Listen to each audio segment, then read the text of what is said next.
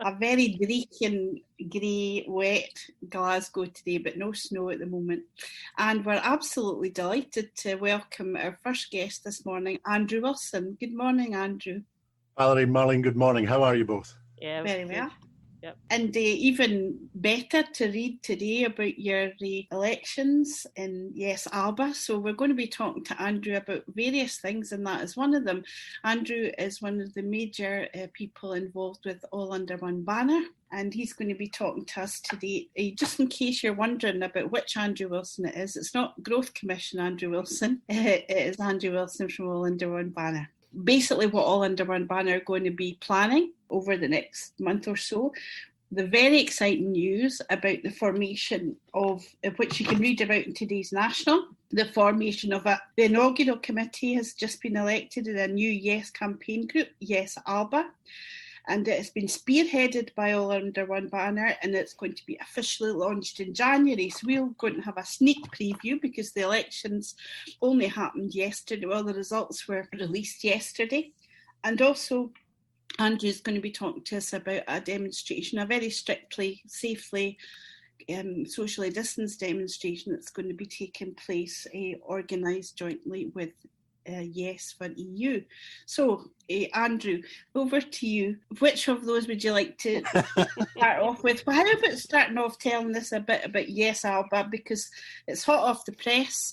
You've had a new committee elected with some big names there, and I think you would like to tell us also the great news about it being gender balanced as well. Yes, Val, it's been a busy few weeks. All Under One Banner, of course, is an organisation that exists principally to organise marches and rallies on the streets of towns and cities across Scotland. But that's not really been possible in a traditional sense this year, and so like many other organisations, All Under One Banner has had to, but it has enjoyed pivoting is the word that's used, pivoting online. So we've organised Zoom calls, online Kayleys, all manner of things. And also, it was about 6 or 7 months since we last organised a thing called Assembly.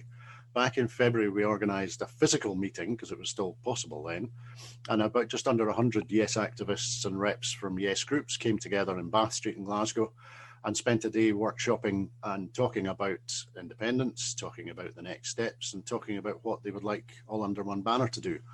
And so we were mindful that it was at least 6 months since we'd last had that, and we should maybe do another one. So we thought about that, and then we thought, well, we should do two. So we organised two online meetings, which were also called Assembly. On the 14th of November, more than 600 people came together online on a platform called Hopin, and had a conversation about what they would like All Under One Banner to do in 2021.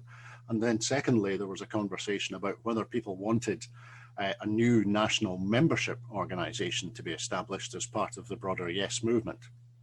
The distinguishing feature being that there is no current national membership organisation in the same way as perhaps you would see Yes Cymru.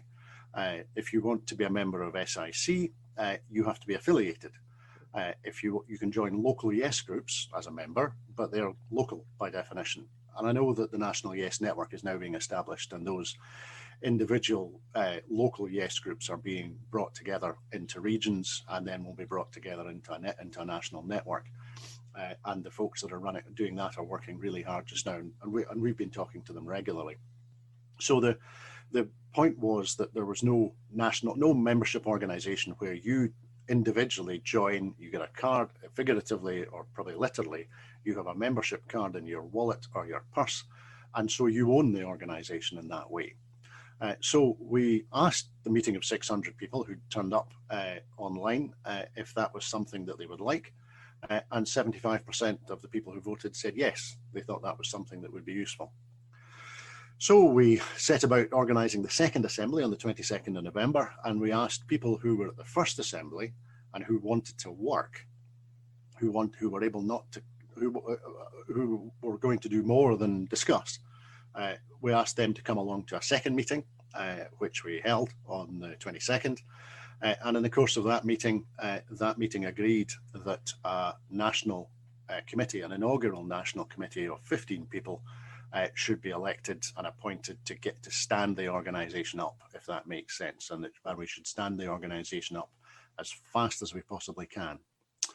So that meeting having gone pretty well, we asked people to nominate themselves if they wanted to stand for the committee. And at that second meeting, there were about 120 people there, I think. And would you believe 45 people said that they would like to be on the committee? That's great. Which is an astonishing number. Yeah, fantastic. And without delving too much into it, but for example, I think it's fair to say that there were 3 people on that who nominated themselves who were prepared to stand for treasurer. Now, that's handy. We've all been involved in organisations, and you have to lock people in a room and threaten them to get them to be treasurer. That's unknown. We had that recently with indyliveradio, because it's difficult. It's a big responsibility, isn't it? It is. So we had 3 people who were saying, yes, I want to help, I want to be treasurer. It was incredible, and I think 2 of them are chartered accountants. So we had 45 people said they wanted to be on the committee of 15, which meant that, and it's a point I'll labour in a minute, but it meant that 2/3 of the people standing were going to be disappointed in that sense. But we closed the nominations just over a week ago. We set up an online election, doing more things that we'd never done before, and ran that election for 7 days. It closed yesterday morning at 10. With some help from the members of the board of Scottish Independence Foundation. We opened the results on the voting platform and reviewed them, tallied them, and identified that we had run a successful election, and we were able to identify the 15 people who had secured the highest number of votes. So that group of 15 were now in the course of organising their first meeting, which of course will be on Zoom, as everything is nowadays, and trying to get that organised quickly, because, as I say, and as you mentioned, there's a strong wish to in a sense, and this organisation is going to be separate, is by definition separate from All Under One Banner. Yeah. But I think there's an argument that one of the things that sets All Under One Banner apart is that it just gets on and does stuff. It's able for a variety of reasons, because it's a very small group, and it operates in very democratic lines, but it's not heavily run by committees. Yeah. Because it's small enough, we can get people together and make a decision and just go and do it. So inspired by the All Under One Banner, get on and do it. We're very keen that this new national membership organisation similarly runs towards the problem, as they would say, and gets itself organised quickly, certainly in the next few weeks, and is up and running for the beginning of 2021, because we think 2021 could be a very important year. Yeah. Well, it sounds really exciting. You've got a great mixture of people there. You've got some very well-known names, like George Kerrivan, Craig Murray, yourself. We've even got an SNP MP, Angus McNeill. That's quite interesting, isn't it? I wonder, that's quite unusual, isn't it, for an official elected member from the SNP to join up with All Under One Banner? Well, it kind of is and it isn't, and I get your point. I think we had certainly.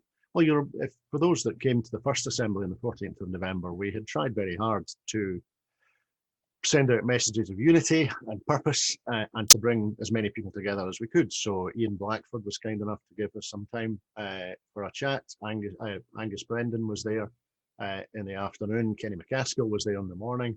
So we feel that it's important to talk with, and so it was a big family meeting, if you like, amongst the independence movement. That's kind of what we were trying to get to. So it was important to bring members of the family in from the SNP. So and that continues to be the case. So I think it's an interesting point that you make also about All Under One Banner. And I'm trying not to mix the two things up here.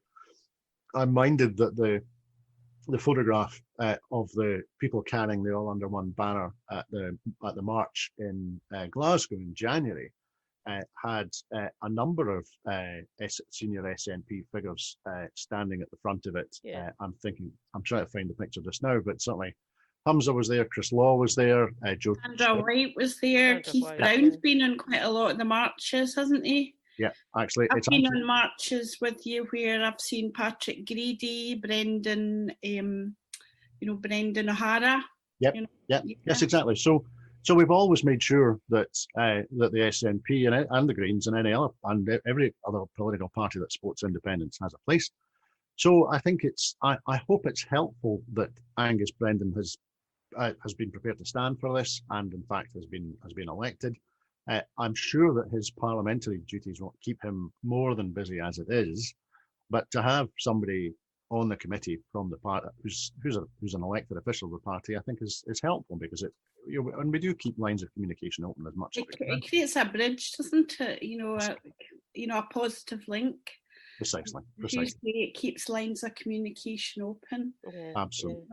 And the fact that you had Ian Blackford at the Assembly, I thought was really helpful, although he did take a bit of flack in the chat column. He did, and it's an interesting point.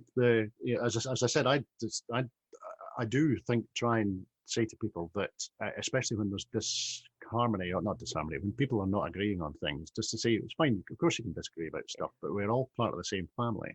Absolutely. Ultimately, it comes back to family. So, yes, Ian was closely questioned by the crowd. Put it that way. But that's his job in a sense. And we were extremely grateful. When I wrote to him and said, "Would you like to come on?"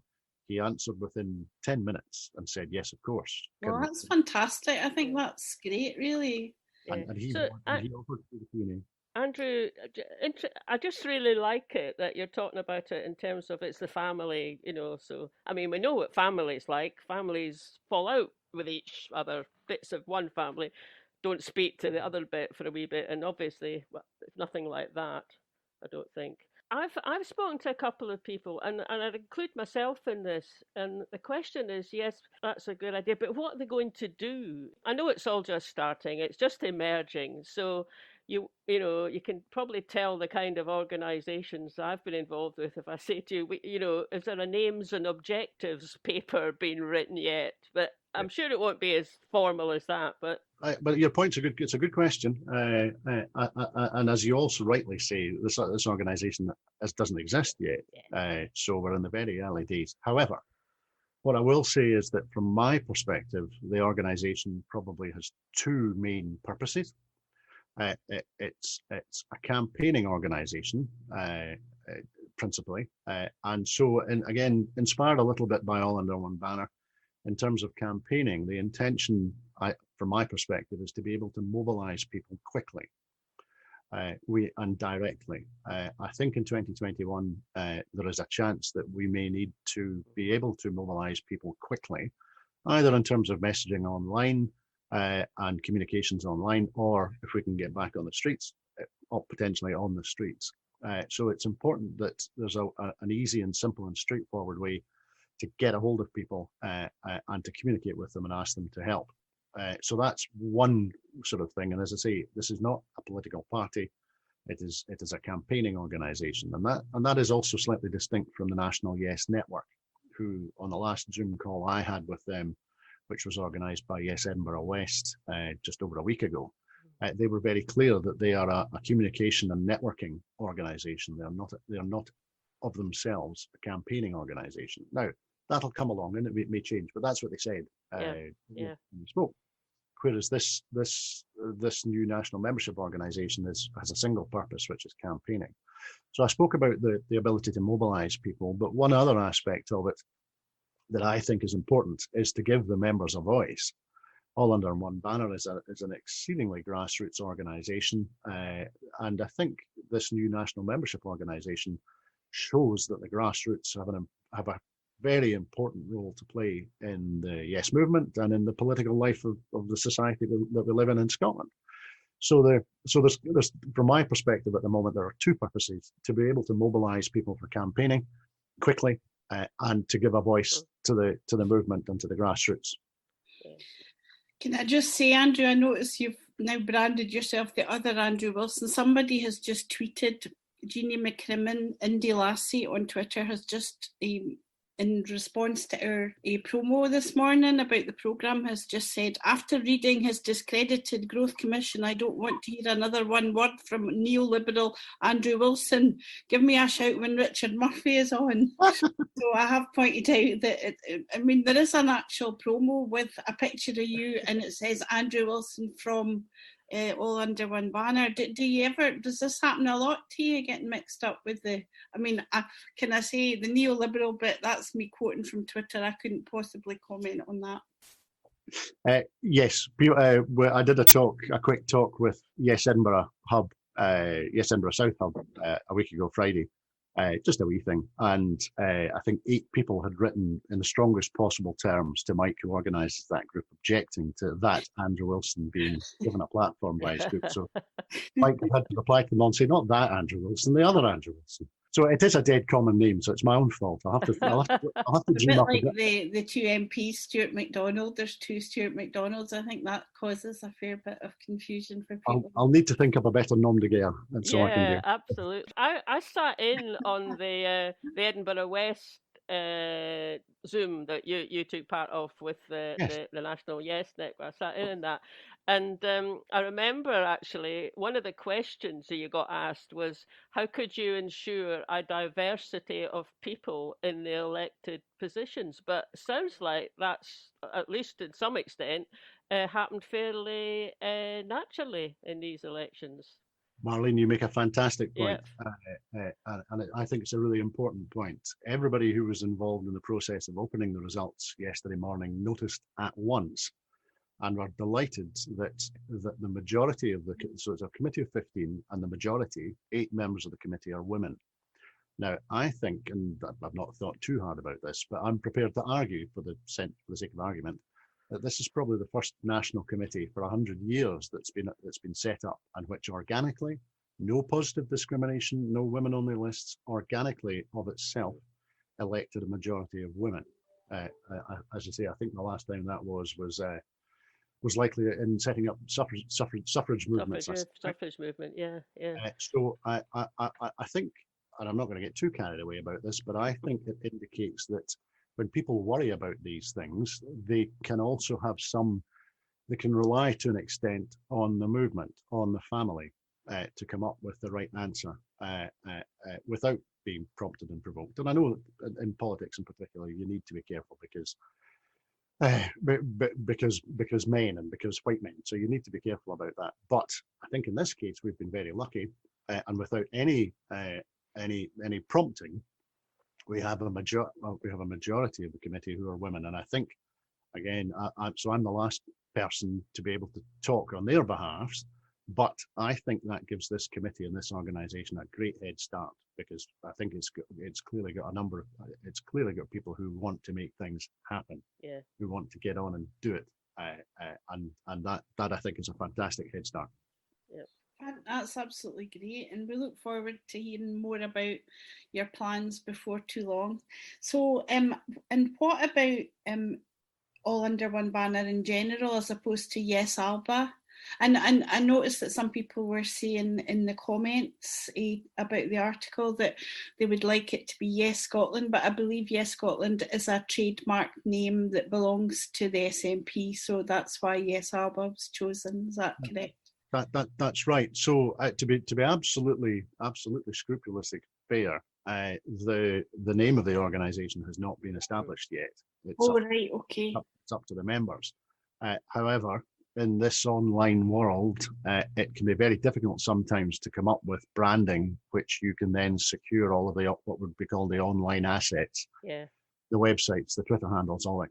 It can be very hard to do that. And as you say, Val, absolutely right. Yes, Scotland is the intellectual property of the SNP, and I suspect they're probably going to re-energise that next year. That would be my expectation. Okay. So this group needs a separate name. It needs a distinct name. And yes, I know. Well, it's one of the benefits of being in a family that when there was a discussion on the Sunday the 22nd, one of the discussion rooms was talking about the Constitution, and part of that Constitution is the name. So I wasn't in that room. I was moderating a different room, but I'm told that the conversation took more than half an hour about the correct way to pronounce Alaba. Alaba. Yeah, three syllables. Definitely 3 syllables. Oh, is that right? Yeah, Alaba. Yeah. Alaba. So the naming is important, and people, members of the family, I think, are very clear about these things. I'm prepared to talk about it for quite a long time, but with the best of intention. And so at the moment, the Yes Alba name is being used as a kind of shorthand. And certainly there have been lots of discussions about the Yes Scotland thing, but as you say, we simply can't use it unless the SNP were going to hand it over. And we've not asked, but I would be surprised. Certainly there is a clear, the All Under One banner, because it's a grassroots organisation and because it gets on and does stuff. People had been coming to All Under One banner saying there needs to be a national membership organisation. You need to get this going, and we had thought about it a bit from time to time over the years. But it became apparent that now was the time. The clamour for some organisation was getting louder, and so All Under One banner was happy to provide a space for that conversation to take place. We were happy to put in the work to organise an online platform, to organise an agenda, to get all the folks to facilitate the rooms, to get people to come on and talk, to get people to come on and present. We were happy to do all of that work as to give a space or a platform for the family to have a conversation. Having done that, the intention is that All Under One banner will continue doing what it does, which in 2021 we hope is organising marches and rallies in the streets of towns and cities across Scotland. And the national membership organisation can establish itself as a national campaigning group, and it might, for example, want to organise marches and rallies, and so the two organisations should work together on that. But the two will be very separate. So we've All Under One banner have tried to give life to this thing, or try and help the movement as best we can, but it'll be completely separate. There is an overlap in terms of the committees at the moment. That's to be expected because we gave a platform to it, but it's not dominated in any way by All Under One banner organisers. There are 4 of us on the committee of 15. So there's a clear distinction, and the two are meant to be separate beasts. And so that'll allow All Under One banner to do, in a sense, at the moment, to go back to its activities, which will include plans for a static rally, these small, socially distanced, carefully organised, but still producing great images, events. And there is one planned for Edinburgh on the 21st of December. Obviously, we will see what the law is at the time, and we'll see what the regulations are at the time. We work very carefully with everyone to make sure that the events are safe and organised and that everybody is happy with them. So there's a static rally being planned for Edinburgh on the 21st of December. And then we're also looking at a national, some form of cavalcade. So that's car-based demonstrations. There have been a couple over 2020 already. And we're looking to maybe try and organise one of those on the 9th of January. The detail of that hasn't been developed yet, but it's certainly that's in All Under One banner's plans. Can I ask you something I've been wondering about, Andrew? I mean, these things all sound really exciting. I'm delighted it's great to see positive things happening because, there's such a stalemate at the moment, and you're one of the few bodies that are actually going ahead and doing stuff. We were talking to the women from Morag and Sam from for EU a few weeks ago about their weekly demos outside the big new outpost of the UK government in Edinburgh. So that was brilliant to hear about. But what I was going to ask you, and it's something that I noticed a few folk have been wondering recently, and it came up in our Yes Glasgow Northwest meeting, and that is there seem to be quite a lot of networks of Yes groups springing up. Like there's national people trying to form networks of Yes groups, and we were just wondering, how would you work together with them? How do you intend to kind of interface with them, if you like? We were wondering. It's a very good question. It's something that people have been talking about and thinking about for a while. Certainly, as my understanding in terms of the establishment of the National Yes Network, they are, in the first instance, they are very inspired by the success of Yes Highlands and Islands. And with work, I've spent a fair amount of time in the Highlands and working with people across the Highlands, and I'm always acutely aware that in doing anything in the Highlands, you're covering an area which is the same size as Belgium, and it doesn't have any motorways and doesn't have any fast train connections. So organising in the Highlands is very, very, very well done, but it's hard. So that's why they established Yes Islands and Islands, to bring, I think, 18 different Yes groups together. And so that approach and that networking, and I'm now on radio, I'm now giving hand directions, which is ridiculous. But it strikes me that the National Yes Network, at the moment at least, is a fairly horizontal organisation. It's about communication between different Yes groups. Yeah. Whereas the national membership organisation is intended to be a fairly vertical thing, Right. allowing. But that's not to give the impression of it being top down. No. To allow communication directly up and down, so a voice for the grassroots and a way of mobilising the grassroots. So that's a very long-winded introduction. There have been weekly meetings between all under one banner and people who are trying to set up this national membership organisation and the people who are setting up the National Yes Network. So we are communicating very closely. Both organisations are at a very early stage, but we have always been absolutely clear that the intention is to allow these organisations to be very closely aligned. And so one of the ideas, and it's just an idea, it's just something that's been spoken about, was that perhaps a national Yes membership a national membership organisation could become the front door, as it were, for the Yes groups. So there's a single point of entry into the network, and as people join the national membership organisation, we use the National Yes Registry app or some other platform, and we direct we direct people to the best or the most appropriate or the nearest Yes group and get them engaged as well, and do that kind of thing. And as I say, that's partially inspired by what appears to be the success of Yes Cymru, which has doubled in membership in the past 6 weeks. I think doubled their membership. Up from 8.5, so it's not a big organisation, but it's up from 8.5 to it was 16,000 last I heard, and that was last week I last heard a number. They've developed their organisation very well.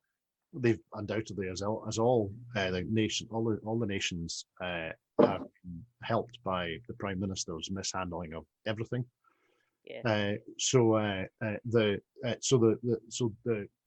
The intention certainly is to work with the National Yes Networks, and also the intention is to work very closely with the Scottish Independence Convention, and I'm trying to set up conversations for next week.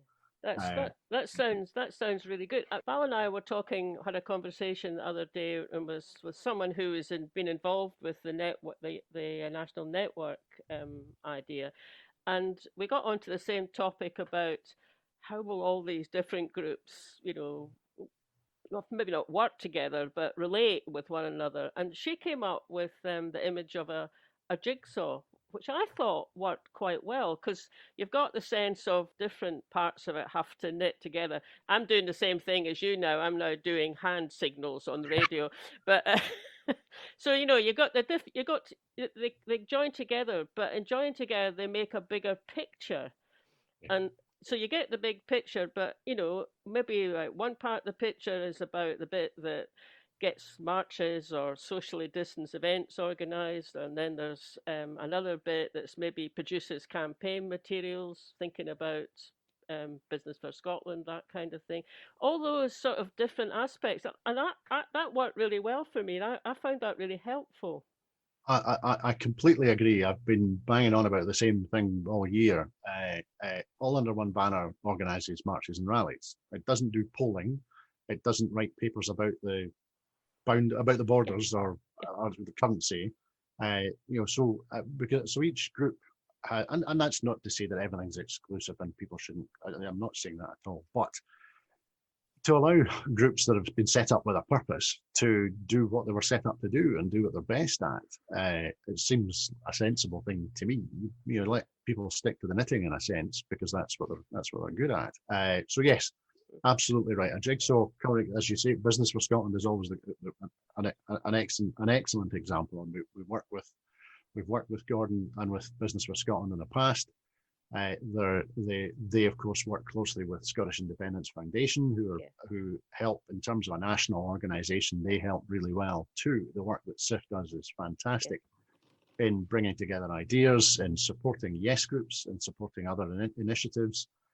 And you'll see in the National this morning, SIF is working with the National to organise an Independence Award, or two awards for this year, which will be announced, I think, on the 30th of December. So again, there are examples of networking groups, of broad national groups that do tremendous work across the country. I don't think there's a part of Scotland that hasn't benefited from investment from SIF into a local yes group. Yes, exactly. Yeah. And so they're part of that jigsaw as well. And I absolutely agree. So if we work together, if we can get the family to work together, then we'll get a better picture. I absolutely agree.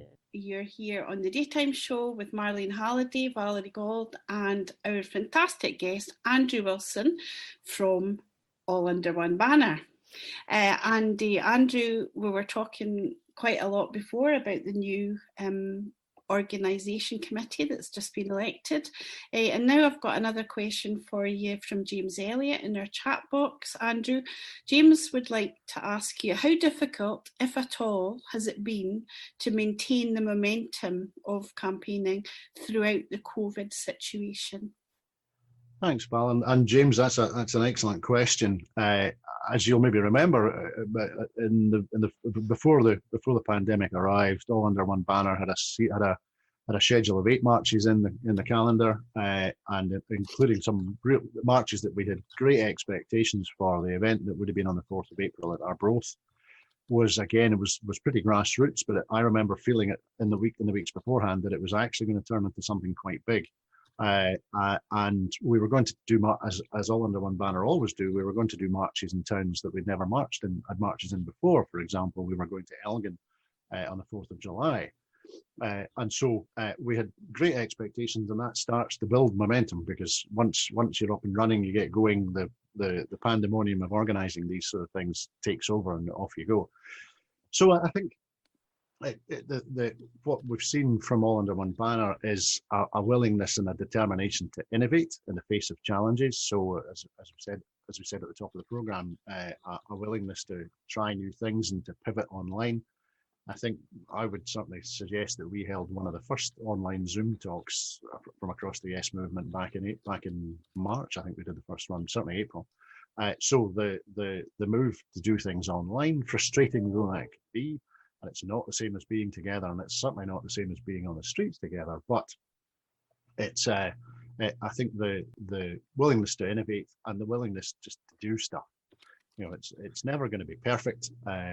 It's going to be as perfect as we can manage, but there's a determination that to get stuff done, you just need to get stuff done. You need to get on with it. So I think those are two important things, and I think there's an element of the determination that's always been there with All Under One Banner. I haven't been involved since the beginning, but for any organisation to start, very much in the standing around on the field of defeat, and I'm not going to use military metaphors, I'm sorry, but standing in George Square in September 2014, it wasn't probably the happiest place to be standing, but there was a determination not to let the dream die. There was a determination to do something to keep it alive, and I think there were 100 people at the first march, and so it was so that determination, I think, has always been there, and I think it continues. But certainly, it has been very difficult to continue to maintain momentum. Even just in terms of organising things, almost all the meetings have been on Zoom, and as the lockdown was localised and reinforced over the late part of the summer and through the autumn, it became more and more difficult to organise events. As you'd imagine, I keep a close eye on the regulations across Scotland, and they've changed many times this year about what is and is not possible. And so it's been a challenge, but people have been determined, and the determination is what's carried us through. I'm conscious that the time is marching on. It goes in quickly when we're talking to you. So possibly to link in with that question is maybe tell us a bit about the demonstration that is being organised. I don't think there's a set date because it's going to link in to the announcement from the Tory government, isn't it? That's absolutely right. And it's a good point, and I must mention it because it's been something that's come up quite a lot recently. So inspired by the event that took place on the 31st of January, mainly the one at Holyrood, but there were demonstrations across the country. The same people are of the view that we need to make it plain when Brexit, when either no deal or a very thin deal is announced by Johnson, that we make it plain that Scotland didn't vote for this. 62% voted Remain, and I'm in the west of Edinburgh. 75% of my neighbours voted Remain. So we didn't vote for Brexit, and we didn't vote for all the implications of Brexit. So the folks at Yes for EU, who, as you mentioned, have been on your programme, folks at Yes Edinburgh Hub, a couple of other organisations, and all under one banner, were brought together to organise two things. Firstly, a demonstration, which, as you say, will take place the day after Johnson announces either no deal or his very thin deal. And that will take place in Edinburgh. So there's not a date for that yet. But if you go onto the Yes for EU website, you'll find more information there. And there's also an online aspect to it, because it's 2020, so there has to be an online aspect. So we've been asking, if you look at Leslie Riddick's Facebook or Twitter or website, if you also look at some of the tweets, some of the Facebook messages from All Under One Banner and from Yes Edinburgh Hub, you will see that we're asking people to put on a piece of paper what it is that they didn't vote for. So we didn't vote for lower food standards. We didn't vote for insulin to run out. We didn't vote for any of this nonsense. We didn't vote for our children not to be free to work and live across Europe. So write that on a piece of paper with the hashtag we didn't vote for, either FOR or a 4. And if it's a selfie, better still, get yourself in the picture and then send it to we didn't vote number 4 at gmail.com. So we didn't vote for at gmail.com. And we're assembling those. We'll share those out on Twitter. We're putting together some videos of these. And so we'll run at the same time. As soon as Johnson makes his announcement, we will start with sharing all of these images and making it plain that Scotland didn't vote for this. And that'll start. And then the day after the announcement, there will be a physical demonstration in Edinburgh. Excellent. But again, it's the movement together. It's different groups, different organisations, but working together to make a point. Do you want to finish up the interview with Andrew now? Is there anything else that we've missed out, Andrew? Because we've really enjoyed talking to you today. It's been great. It's been absolutely fantastic hearing about all these plans. I feel quite enthused and quite positive and excited by the positivity of it. And the feel. I did get that feeling when I was at the assembly on the 14th of November. And I just feel that there's a real excitement and a momentum, if you like, with a small, not with a capital M, that there's this idea that things are moving and that there's people of energy and enthusiasm and ability coming together to move things forward, and that's very encouraging indeed. Well, I think that's right. A few folks have said it's been quite a busy week for the movement generally, both with the SNP conference and with the new NEC being elected, and the National Yes Network establishing itself, and now a national membership organisation starting to maybe come together and get organised. So yes, I think, and people certainly, I think there is definitely an anticipation that 2021 is going to be a big year, and we need to be ready for it. Yep, absolutely. Oh, it's been really good talking to you, Andrew, and thanks a lot for coming on the show. It's always a pleasure. Thank you for asking me. It's been great to speak to you both this morning. I hope we'll maybe in the new year we'll get yourself and maybe some of the other committee members on to talk to us about what's happening. And definitely. We'll be keeping an eye open for the We Didn't Vote For, and maybe doing some selfies of our own, Marlene. And absolutely. Yeah, I was just taking a note of where to send it there.